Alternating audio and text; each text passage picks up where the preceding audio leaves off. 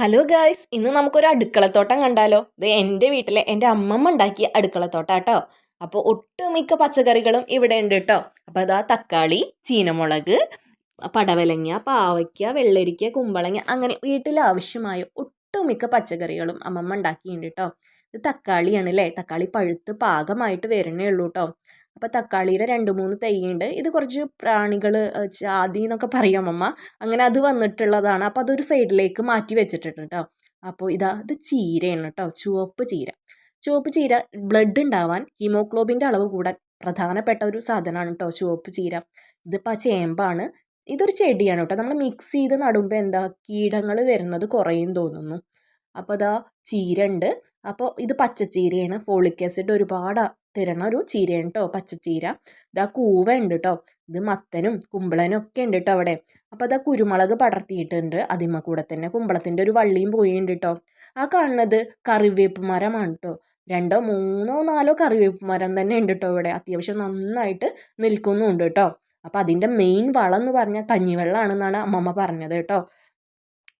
ഒരു കുമ്പളങ്ങക്കൂട്ടം നിൽക്കുന്നു. ഒരാളെ ഇപ്പോൾ പറിച്ചെടുത്തേ ഉള്ളൂ കേട്ടോ. ഏകദേശം 15 ദിവസമോ 20 ദിവസമൊക്കെ ആയാൽ നമുക്കിത് കറി വെക്കാനുള്ള പാകത്തിനായി കിട്ടും എന്നാണ് അമ്മമ്മ പറഞ്ഞു കേട്ടോ. അപ്പോൾ ഇതിൻ്റെയൊക്കെ പൂവ് കാണാൻ എന്ത് ഭംഗിയാണ് അല്ലേ? ഇതൊരു പ്രാണി വന്നിട്ട് പൂവിൽ തേൻ കുടിക്കുന്നുണ്ട് കേട്ടോ. ഇത് കുറ്റിപ്പയറിനാണ് കേട്ടോ. പയറ് തന്നെ വിവിധ തരം ഉണ്ട് കേട്ടോ. ഇതിൻ്റെ പൂവൊക്കെ കാണാൻ എന്ത് ഭംഗിയല്ലേ?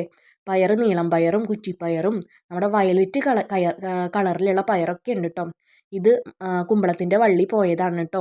അവിടെ തന്നെ നമുക്ക് കാണുന്ന മറ്റേ ഇല എന്ന് പറയുന്നത് വെറ്റിലയാണ് കേട്ടോ.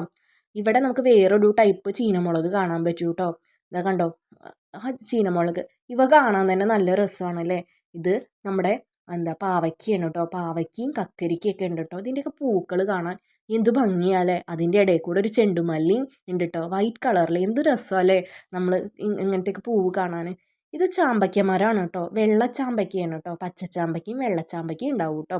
ഇത് പ്രഷർ ചീരാന്നും ഇംഗ്ലീഷ് ചീരാന്നും ഷുഗർ ചീര എന്നൊക്കെ പറയും കേട്ടോ. ഇതാണ് നമ്മുടെ മെയിൻ ഔഷധ സാധനം കേട്ടോ. ഇത് നിങ്ങൾ കണ്ടിട്ടുണ്ടോ? ഇത് കൊടുവേലി എന്ന് പറയും. ഇത് കഷായത്തിലൊക്കെ കൂട്ടുന്ന ഒരു മരുന്നാണ് കേട്ടോ. ഇത് നമുക്ക് വിറ്റ് കഴിഞ്ഞാൽ അത്യാവശ്യം നന്നായിട്ട് പൈസ കിട്ടും കേട്ടോ.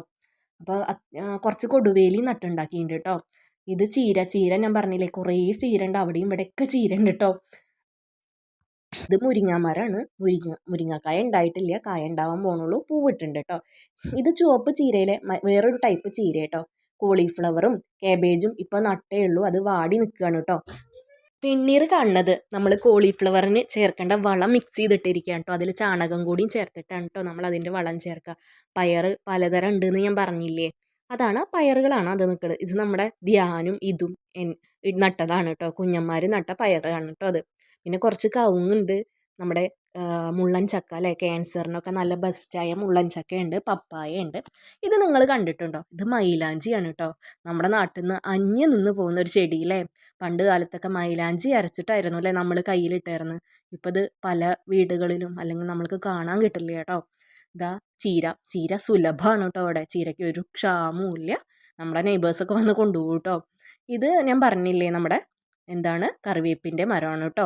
അതിന് കഞ്ഞിവെള്ളമാണ് അതിൻ്റെ മെയിൻ വളം എന്ന് പറഞ്ഞിട്ടുള്ളത്. തണുത്ത കഞ്ഞിവെള്ളം. നമ്മുടെ വീട്ടിൽ 4 സൈഡിലും പച്ചക്കറികളാണ് കേട്ടോ. ഇത് നീളം പയർ. ഇത് ഭംഗിയല്ലേ ഇത് കാണാൻ. അപ്പോൾ ഇന്നത്തെ വീഡിയോ ഇഷ്ടപ്പെട്ടിട്ടുണ്ടെങ്കിൽ എല്ലാവരും ചാനൽ സബ്സ്ക്രൈബ് ചെയ്യൂ കേട്ടോ.